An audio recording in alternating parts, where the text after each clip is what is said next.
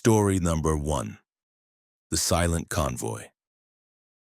Derek Matthews had been an independent long-haul trucker for 19 years, specializing in overnight runs through the American Southwest where traffic was sparse and the roads belonged to those willing to drive through darkness. By November of 2023, he'd accumulated over 2 million miles without a single accident, earning him respect among fellow drivers and premium rates from shippers who valued reliability. His Kenworth T680 was meticulously maintained, equipped with every safety feature and communication device available. Derek prided himself on professional excellence and situational awareness that kept him safe on highways where fatigue and inattention killed dozens of drivers annually. The night that changed everything started routinely enough. Derek had picked up a load of industrial machinery in Phoenix on November 3rd, bound for a manufacturing facility outside Albuquerque. The route was familiar, Interstate 40 east through the high desert, a straight shot he'd driven hundreds of times. He departed Phoenix at 8 p.m., planning to reach Albuquerque by 4 a.m. with a fuel stop in Holbrook. The weather forecast was clear, temperatures dropping into the 40s, perfect conditions for night driving. Derek settled into his rhythm, cruise control set at 67 miles per hour, CB radio scanning for traffic updates, eyes constantly moving between mirrors and the road ahead. By 11 p.m., Derek was east of Flagstaff, climbing through the high country where pine forests gave way to high desert scrubland. Traffic was light, the occasional westbound truck passing in the opposite lane, a few cars scattered across miles of highway. Derek's CB radio crackled with intermittent chatter from other drivers, the usual mix of weather warnings, road condition reports, and casual conversation that helped pass the lonely hours. He recognized several voices, regular drivers who ran the same corridors, nodding brotherhood of those who worked while America slept. At 11:47 p.m., approaching the Holbrook exit, Derek noticed something unusual in his mirrors. A convoy of trucks had appeared behind him, at least 6 vehicles traveling in tight formation, maintaining identical speeds and spacing. The precision was remarkable, suggesting either professional drivers running together or possibly military transport. Derek had encountered convoys before, but something about this group felt wrong. The trucks maintained exactly 100 feet between vehicles, never varying despite changes in road grade or wind conditions. Their headlights were too uniform, too bright, casting beams that seemed to cut through darkness with unnatural clarity. Derek keyed his CB mic. "Breaker for the convoy behind me at mile marker 289. You guys running military or commercial?" Static answered him, the empty hiss that filled gaps between transmissions. He tried again. "Convoy behind me. This is the Kenworth hauling machinery. Y'all got your ears on?" More static. Derek frowned. Convoys always monitored CB radio for coordination and safety. The silence was unusual, potentially concerning. He adjusted his rearview mirror, studying the following trucks more carefully. The lead vehicle in the convoy was a Peterbilt 389, its chrome gleaming under highway lights. Behind it followed 5 more trucks, different makes and models, but all perfectly maintained, running lights blazing. What bothered Derek was their uniformity of movement.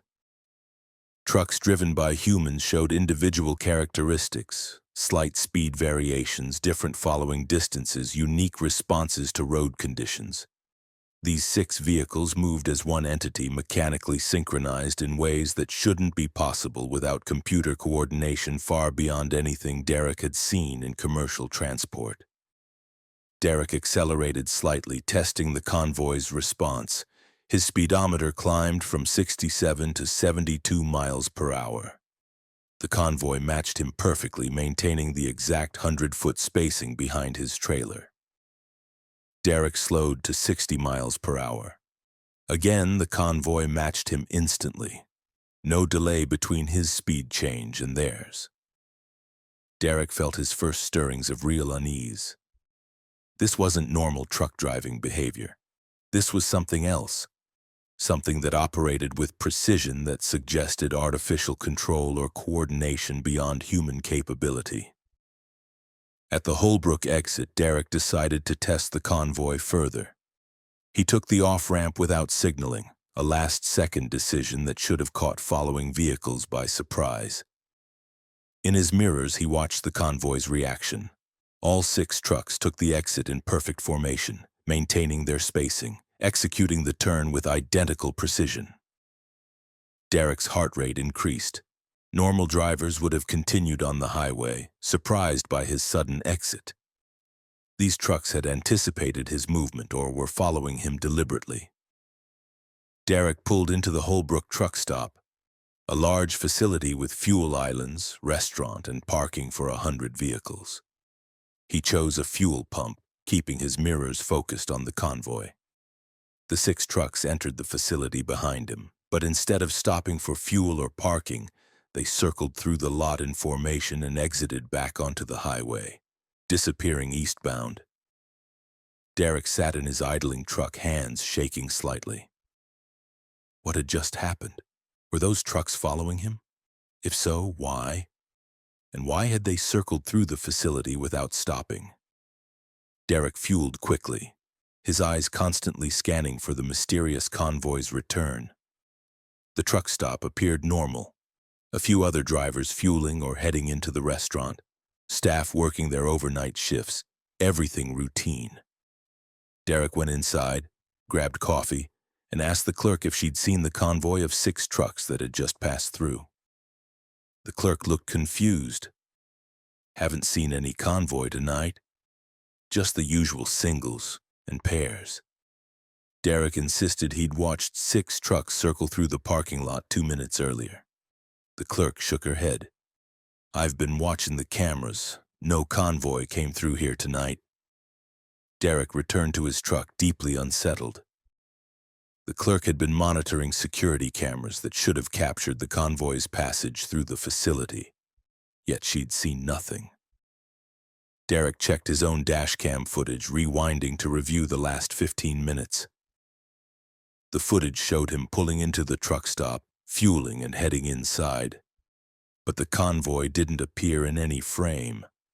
His dashcam had somehow failed to record the 6 trucks that he'd watched with his own eyes circling through the parking lot. Derek sat in his cab, trying to rationalize what he'd experienced. Fatigue, hallucination? He'd driven only 4 hours, wasn't tired. Equipment malfunction. His dashcam had recorded everything else perfectly. Mass hallucination by him and somehow not captured by the clerk's cameras. That made no sense. The most disturbing possibility was that the convoy existed in some state that cameras couldn't capture, visible to human eyes but not electronic sensors. Derek resumed his journey eastward on I-40, determined to complete his delivery despite his rattled nerves. For the next 30 miles, his mirrors showed normal traffic, solo trucks, occasional cars, nothing unusual. Derek began to convince himself that he'd experienced some strange perceptual glitch, perhaps caused by unusual lighting conditions or atmospheric phenomena that had created visual distortions. He focused on the road, pushing the incident from his mind. Then at 1:23 a.m. near Chambers, the convoy reappeared. Derek saw them in his mirrors, 6 trucks in perfect formation, maintaining the same 100-foot spacing, following at precisely his speed. His stomach dropped. They were back or had never left, perhaps traveling parallel to his route through some space Derek couldn't perceive. He grabbed his CB mic again. "Convoy behind me, mile marker 325. Who are you? What do you want?" Static answered. Derek tried his phone, attempting to call his dispatcher, report the situation. No signal.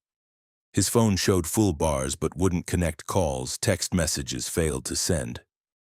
Derek increased speed, pushing 75 miles per hour in an attempt to outrun the convoy. The 6 trucks matched him effortlessly, maintaining their precise formation. He slowed to 55. They matched. He varied his speed randomly, 60, then 70, then 63, then 71. The convoy mirrored every change instantly, as if connected to his truck's computer, reading his throttle input and duplicating it perfectly. Derek realized with growing terror that he couldn't escape these vehicles through speed changes. At Sanders, Arizona, Derek took another exit, hoping to lose the convoy by stopping or taking alternate routes.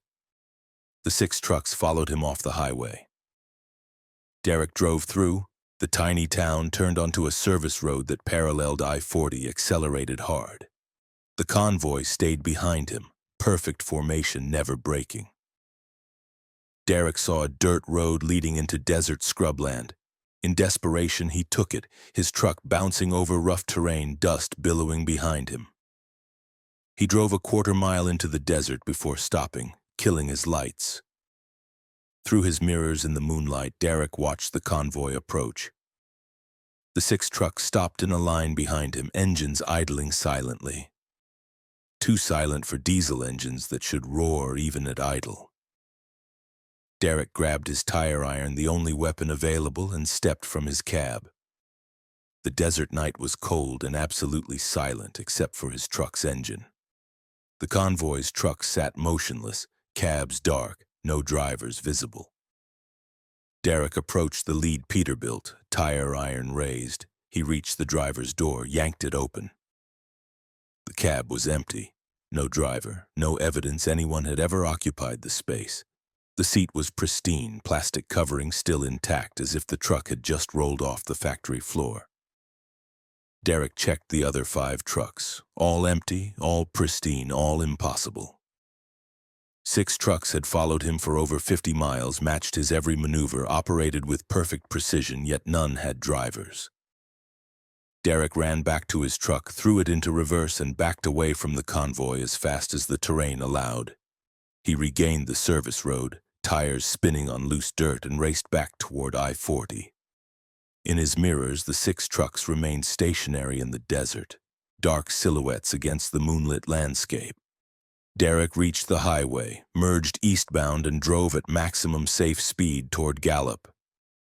His mirrors showed normal traffic behind him. The convoy had not pursued.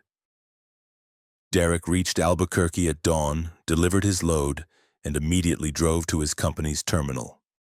He filed a detailed report describing the encounter with the driverless convoy, the impossibility of their precise movements, the evidence from his dashcam showing nothing despite his direct observations. The safety director listened sympathetically but skeptically. Derek, you've been driving 19 years with a perfect record, but what you're describing isn't possible. Trucks don't drive themselves, and if they did, they'd show up on cameras. You need rest. Take a week off. Get checked by a doctor. Derek refused to accept that explanation. Over the following weeks, he researched similar incidents, finding scattered reports from other drivers who'd encountered what they called phantom convoys. Groups of trucks that appeared suddenly, followed vehicles with impossible precision, then vanished without trace. The reports dated back decades, describing encounters across the Southwest's loneliest highways. Most drivers who reported such incidents were dismissed as suffering from fatigue-induced hallucinations or seeking attention. But Derek found patterns in the reports. The phantom convoys always appeared on clear nights in remote areas, always followed a single vehicle, always consisted of 6 trucks in perfect formation, always maintained 100-foot spacing. The descriptions of the trucks varied, different makes and models, but the behavior was identical across all accounts. Derek realized he'd encountered something that had been operating for decades, some phenomenon that used the form of commercial trucks but operated according to rules that transcended normal physics. Derek began carrying additional cameras, recording equipment, instruments to measure electromagnetic fields and radiation. He volunteered for night runs through the same corridor where he'd encountered the convoy, hoping to document them properly if they appeared again. For months, nothing unusual occurred. Then on March 15th of 2024, The convoy returned. Derek was eastbound on I-40 near mile marker 289, the same location where he'd first spotted them. At 11:47 p.m., the same time as before, 6 trucks appeared in his mirrors, perfect formation, 100-foot spacing. Derek's heart raced, but his hands were steady. He activated every camera, checked that all equipment was recording. He keyed his CB, broadcasting on all channels. Phantom convoy has appeared at mile marker 289. Any units monitoring, please acknowledge. Multiple drivers responded, confirming they heard his transmission but saw no convoy on the highway. Derek drove steadily, allowing the convoy to follow while his equipment recorded. His electromagnetic field detector showed massive spikes, readings that suggested powerful electrical systems operating in the convoy's vicinity. His radiation detector showed normal background levels. Whatever the convoy was, it wasn't nuclear-powered or radioactive. His thermal camera showed heat signatures from the truck's engines, proving they generated real thermal energy. But his standard video cameras showed only empty highway behind him. The convoy remained invisible to electronic imaging. Derek conducted systematic tests over the next hour. He varied speed, changed lanes, took exits, all behaviors the convoy matched perfectly. He attempted communication via CB, horn signals, light flashing. No response. He drove to a busy truck stop with dozens of witnesses and multiple security cameras. The convoy followed him into the parking lot. Derek jumped from his cab, pointing at the 6 trucks to other drivers. "Do you see them? 6 trucks in formation right there." The other drivers looked where he pointed, seeing nothing. Security camera footage later reviewed showed Derek's truck entering the facility alone, nothing following him. Derek realized the phantom convoy existed in a state that human perception could detect, but electronic sensors could not. This suggested the trucks existed in some frequency or dimension that human consciousness could access, but cameras could not. Or perhaps the convoy affected human perception, directly implanting images into observers' minds while leaving no physical trace. Either possibility was terrifying and implied technology or phenomenon far beyond current human understanding. Over the following year, Derek became obsessed with understanding the phantom convoy. He encountered them 17 more times, always on the same stretch of I-40, always at the same time of night, always the same 6 trucks. He documented everything, filled notebooks with observations, collected electromagnetic readings and thermal data. He contacted physicists, paranormal researchers, government agencies. Most dismissed him. A few showed genuine interest, suggesting the phantom convoy might be echoes from parallel dimensions, temporal anomalies replaying past events, or surveillance technology operating beyond visible spectrum. Derek never learned the truth. The phantom convoy continued appearing to him and occasionally to other drivers on that stretch of I-40. Some who encountered them reported being followed for hours, experiencing the same terror Derek had felt. Others saw them briefly and dismissed the sighting as tricks of light or fatigue. Derek knew better.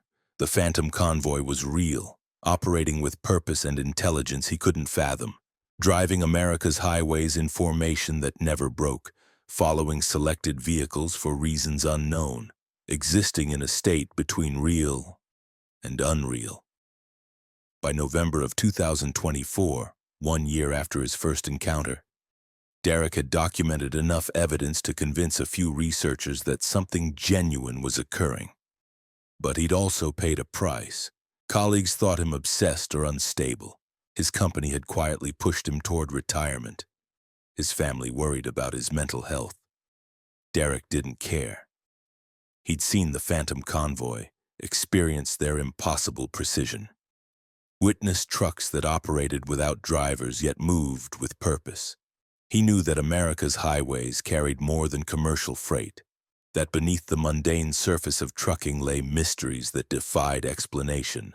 phenomena that had operated for decades, invisible to most but terrifyingly real to those unlucky enough to encounter them on dark desert highways where reality grew thin and the impossible became routine.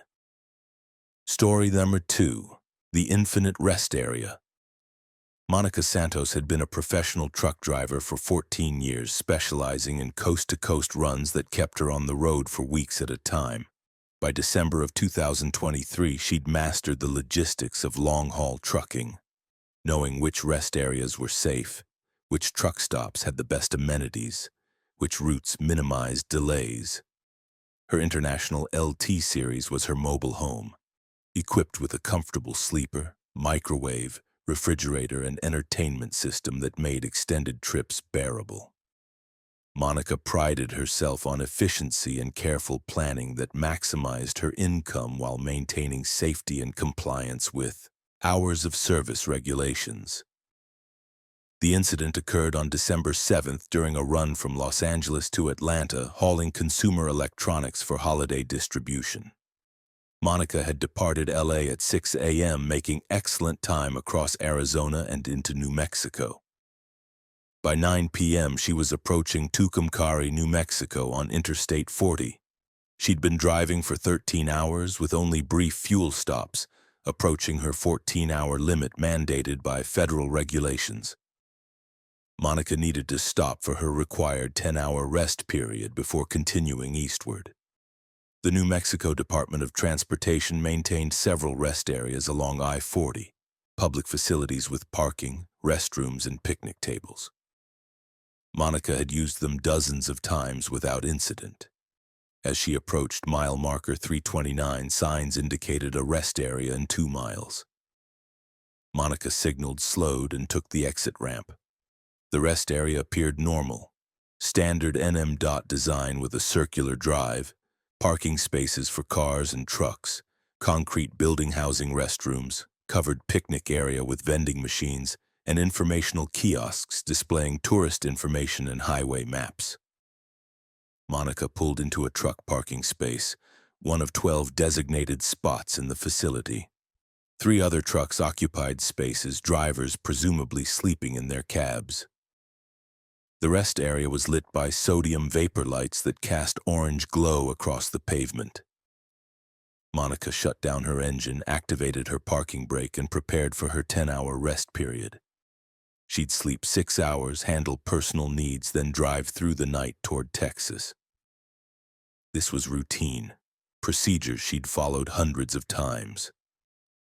Monica went to the restroom building, a utilitarian concrete structure that was surprisingly clean and well-maintained. She noticed the interior had been recently renovated, new fixtures, fresh paint, modern hand dryers. The improvements were unusual for remote rest areas, which typically received minimal maintenance funding. Monica appreciated the cleanliness but found the silence unsettling. Despite 3 other trucks parked outside, she heard no sounds from other drivers. No conversation, no footsteps, no doors closing. The building felt abandoned despite evidence of recent occupation. Returning to her truck, Monica prepared a simple meal in her sleeper compartment. Microwaved soup and crackers, bottled water, and apple. She checked her phone for messages, finding texts from her dispatcher confirming her schedule and location. Everything normal. Monica set her alarm for 3 a.m., giving herself 6 hours sleep before resuming her journey. She pulled her curtains closed, blocking light from the parking lot, and settled into her bunk. Monica woke at 2:47 a.m., 13 minutes before her alarm. She'd slept poorly, disturbed by strange sounds, rhythmic thumping like footsteps on metal, a distant humming that vibrated through her truck's frame, occasional creaking that suggested movement nearby. Monica attributed these noises to wind or thermal expansion of her truck's components cooling in the night air. She deactivated her alarm, pulled on her boots, and pushed aside her curtains to check the parking lot. What she saw froze her blood. The rest area had changed.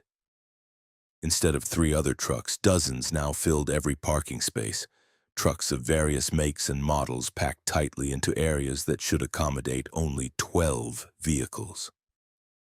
The parking lot had somehow expanded, stretching beyond the visible boundaries Monica remembered from when she'd arrived. Sodium vapor lights extended into the distance farther than should be possible given the rest area's original size, and the trucks themselves looked wrong. Some appeared decades old with paint faded and chrome rusted, while others seemed brand new. Pristine condition that reflected the orange lights with mirror perfection. Monica climbed from her cab, boots crunching on pavement. The night air was cold and absolutely still, no wind despite the exposed desert location. She walked toward the nearest unfamiliar truck, an ancient Mack with a faded company name barely visible on its door. Mountain Freight, Estab 1957. The truck's tires were dry-rotted, cab windows opaque with dust. This vehicle hadn't moved in years, possibly decades, yet it occupied a parking space in a rest area that Monica was certain had been nearly empty when she'd arrived. Monica circled through the expanded parking lot, counting 47 trucks total. Most showed signs of abandonment, flat tires, broken mirrors, missing parts. But several looked operational, engines ticking as they cooled, drivers potentially sleeping in cabs. Monica knocked on several doors, calling out, receiving no responses. She checked license plates, finding registrations from states that no longer used those plate designs, expiration dates from the 1970s and 1980s. These trucks had been here for decades, somehow preserved in this rest area that had expanded beyond its physical boundaries. Monica ran back to her truck, intending to start her engine and leave immediately. But when she turned the ignition key, nothing happened. Her engine wouldn't turn over, electrical system dead despite working perfectly 6 hours earlier. She tried her phone, no signal, not even enough to attempt an emergency call. Her CB radio produced only static. She was stranded in a rest area that had impossibly expanded, surrounded by derelict trucks that shouldn't exist, with no means of calling for help. Monica forced herself to think rationally. The rest area building might have emergency communication equipment. She walked to the concrete structure, pushed open the door to the main area between gendered restrooms. The interior had changed. Instead of the clean, recently renovated space she'd seen 6 hours earlier, Monica found decay, walls covered in mildew, floor tiles cracked and missing, fixtures corroded and non-functional. The vending machines were empty, glass broken, mechanisms rusted. Informational kiosks displayed tourist pamphlets yellowed with age, advertising attractions that no longer existed. The building looked like it had been abandoned for 40 years. A sound behind her made Monica spin around. A figure stood in the doorway, an elderly man wearing truck driver clothing from another era, denim overalls and a cap with a company name Monica didn't recognize. His face was weathered, eyes sunken but aware. "You shouldn't be here," he said, voice raspy from disuse. "New arrivals don't usually wake up, they just sleep until they become permanent." Monica backed away. "Who are you? What is this place?" The old man entered the building slowly, movement stiff. "Name's Harold. Been here since 1978. Pulled in for rest, never could leave.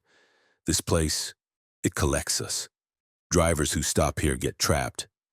The rest area is bigger than it looks, stretches in dimensions we can't see. Time works different here. Outside, maybe a few hours pass. Inside, decades. Or maybe it's the other way around. I stopped trying to understand years ago." Monica's mind reeled. "Decades? You've been trapped here since 1978? Harold nodded. "Me and about 40 others. Some arrived before me, some after.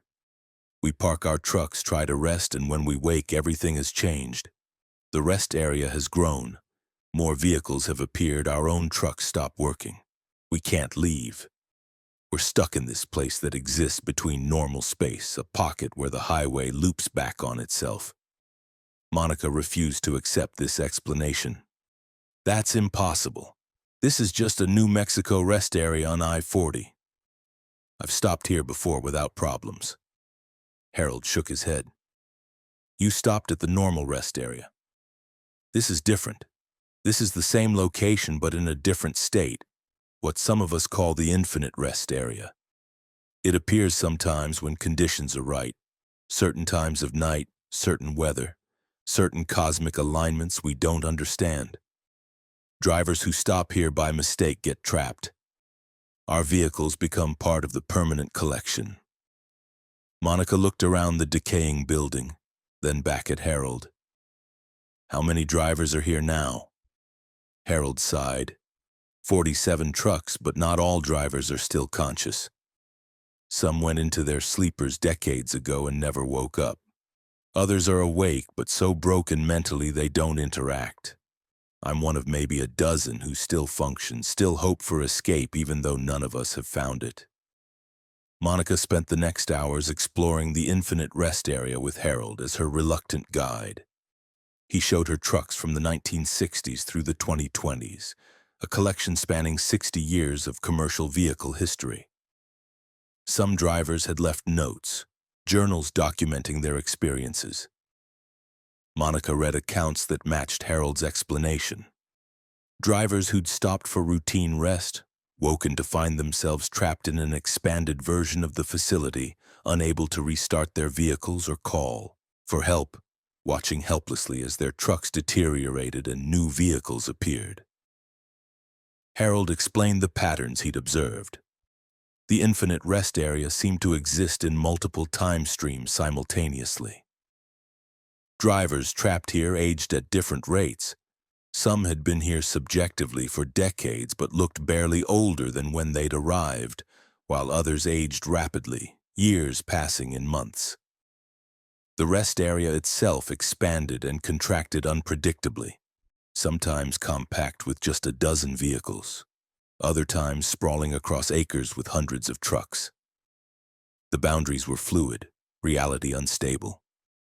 Monica asked the obvious question. Has anyone ever escaped? Harold's expression was grim. 3 people in all my years. They disappeared one morning, trucks and all, as if they'd never existed. We don't know if they escaped to normal reality or just ceased to exist. The infinite rest area doesn't follow rules that make sense. It keeps most of us permanently, but occasionally releases someone. We can't predict it, can't control it, can't influence who gets released.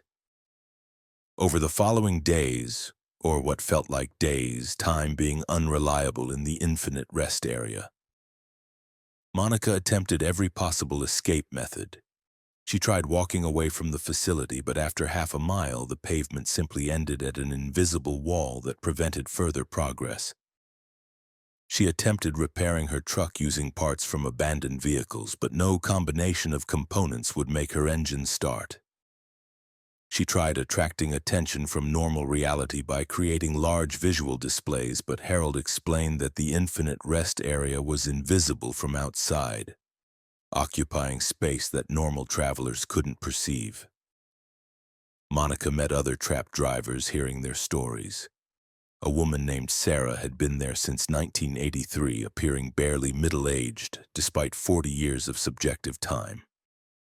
A man named Rick arrived in 1995, still looked 30 despite nearly 3 decades trapped. A couple named Tom and Linda had been there together since 2001, their truck containing supplies they'd been hauling. Canned food that never depleted, water that never ran out, as if the infinite rest area provided sustenance to prevent its captives from dying, but never enough to truly live. Monica documented everything in a journal, maintaining detailed records of the infinite rest area's characteristics. She measured the parking lot's dimensions, finding they changed daily. Sometimes the facility appeared compact, other times massive. She counted trucks, watching the number fluctuate between 40 and 60. She observed the building's condition, noting it alternated between decay and renovation without explanation. The infinite rest area seemed to exist in quantum superposition, simultaneously